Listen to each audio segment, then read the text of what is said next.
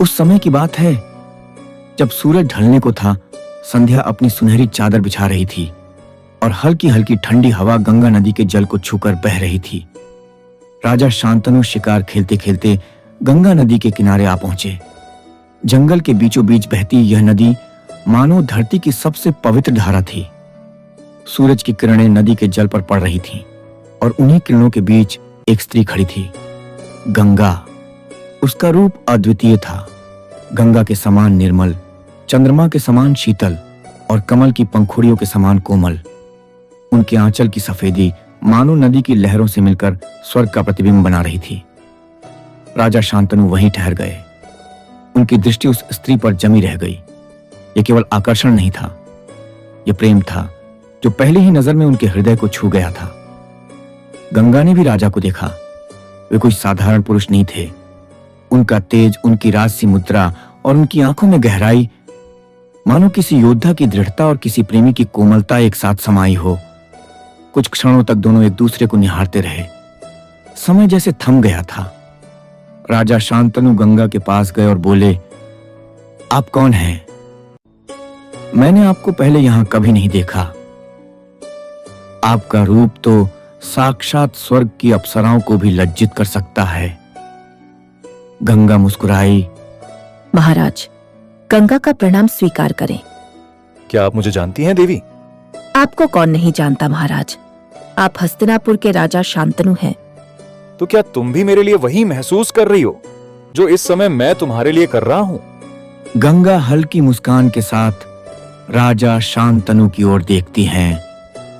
उनकी आंखों में एक अनोखी चमक थी, जैसे समय की धाराओं में कोई रहस्य बह रहा हो। महाराज, आप मुझसे यह प्रश्न क्यों पूछ रहे हैं? राजा शांतनु एक कदम आगे बढ़े। गंगा की उपस्थिति ने उनके हृदय को जैसे बांध लिया था। वे बोले, क्योंकि जब से मैंने तुम्हें देखा है तब से मेरा मन अशांत है। मेरी दृष्टि तुम्हारे सौंदर्य से बंधी है और मेरा हृदय वह तो जैसे तुम्हारे पास ही रह गया है। गंगा ने सिर झुका लिया। उनकी आंखों में संकोच और स्वीकृति का अनोखा मिश्रण था।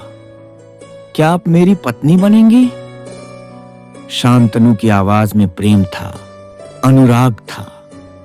गंगा कुछ क्षण शांत रहीं, फिर उन्होंने धीरे से कहा, महाराज, आप सम्राट हैं, लेकिन प्रेम का साम्राज्य हृदय में बसता है।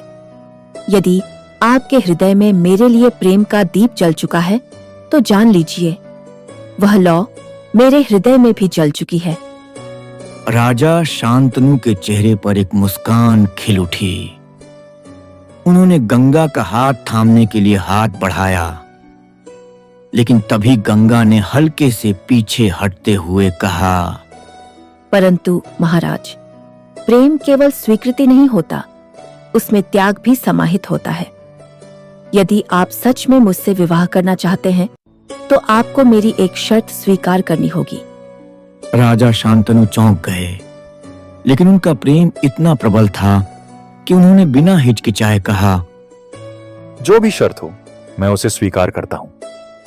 गंगा ने उनकी आंखों में देखा और गंभीर स्वर में कहा, मुझे वचन दो कि तुम कभी मुझसे कोई प्रश्न नहीं पूछोगे।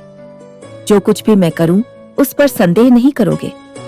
यदि तुमने कभी मुझसे कुछ भी प्रश्न किया तो मैं तुम्हें छोड़कर चली जाऊंगी।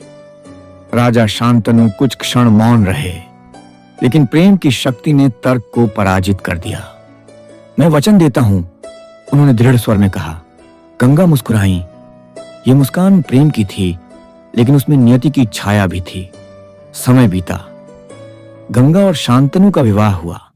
उनके प्रेम की गहराई इतनी थी कि पूरी हस्तिनापुर नगरी इस मिलन को देखकर आनंदित हो गई। गंगा और शांतनु का मिलन हुआ, परंतु यह प्रेम केवल आनंद का नहीं था, यह त्याग और नियति का भी था। और यही प्रेम आगे चलकर महाभारत की महान गाथा का प्रथम अध्याय बना। तो इस तरह माता गंगा ने अपनी शर्त रखी, लेकिन इन शर्तों की असली वजह क्या थी? जानने के लिए जुड़े रहें हमारे अगले एपिसोड में और जानें माता गंगा के त्याग की कहानी। तब तक के लिए नमस्कार।